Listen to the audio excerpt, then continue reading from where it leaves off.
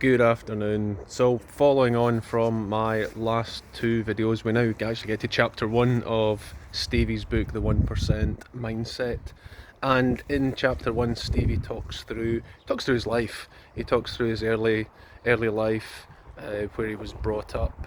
He talks about the education system, how the education system clearly failed him. He had his own plans, he had his own ideas.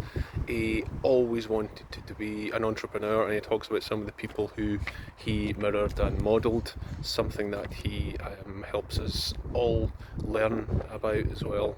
Something that I've been looking at as well in terms of people I mirror and model and people I looked up to. He's clearly been obsessed with making a difference from an early age, and he goes into that in a lot of detail.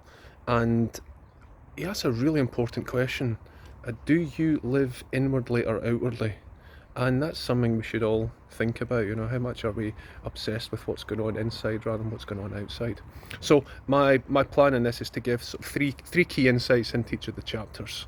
And my three key insights, try that again, are: number one, twinning. Stevie talks about having a twin, and this is basically thinking of yourself 5 or 10 years ahead of where you are now, and talking to yourself, seeing yourself. And I still struggle with that. Something I try to do, but I struggle with it. So take a lot of time to read that part. It's really interesting, can be really useful.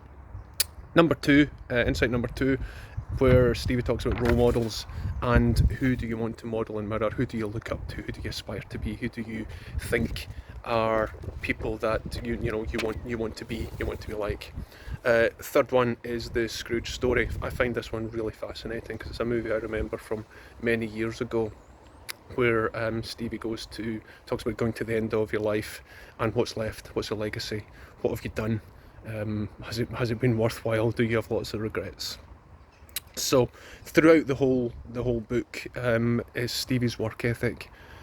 He's relentless, hard-working, and it's something I can identify with. It's something that I've done from a very early age. And the question that Stevie leaves us with, and I'll leave you with for today, is could you be more and could you do more? Thank you. I'll see you soon.